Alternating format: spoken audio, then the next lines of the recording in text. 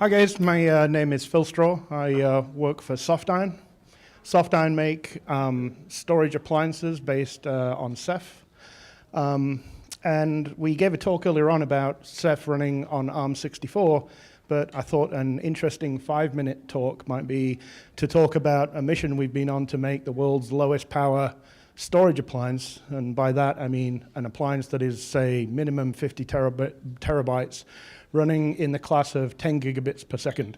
And in a little while, I'll talk about why you care about that, other than just cost and everything else. But, you know, it's kind of, when we started this 5 years ago, it's a little bit like Matt Damon in The Martian. You know, you're on a mission, you got your mission here, and you're gonna have to science the bleep out of it. So anytime you start with you have to do a bunch of science, you need test tubes, slide rules, and you need a control group.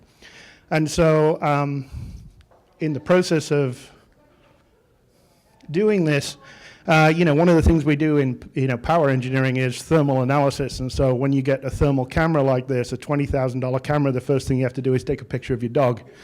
And so this is our control group. It's actually my dog, the company mascot, Ladybird, Bird for short.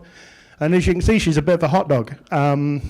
She's old, she's 14. She has an interesting profile. She likes to eat, and because of that, she runs hot. And so, it begs the question, can you make a storage product in the enterprise class that runs cooler than my dog? And she's a pretty cool dog. So,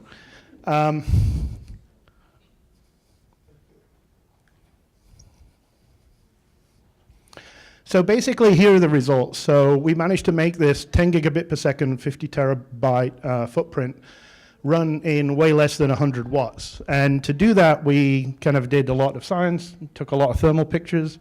And we basically had to kind of noodle on taking power out. And for every piece of power you take out, you take more power. And the opposite is true. The more power you use, the more you will then consume, because when things run hot, you use more power, et cetera, et cetera. And so we did a whole bunch of things. We had to make our own BMC technology. We found that power supplies, when you run in the 850 watt class, but you only pull 100 watts, doesn't run very efficient at all, so it throws off a whole bunch of heat. And so you can see here on the right-hand side, we have a comparison with the lowest power, kind of commodity PC that's meant to do storage. A 10 drive box from Supermicro is running really, really hot. We build our products around ARM64. When it's, bulk storage, we have 14 drives in our unit.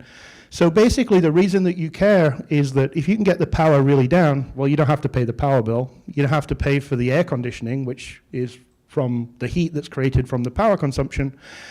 And when you can reduce the temperature of the drives by, say, 25 degrees, which we do, for example, in this comparison, what happens is you basically double the reliability of the drives.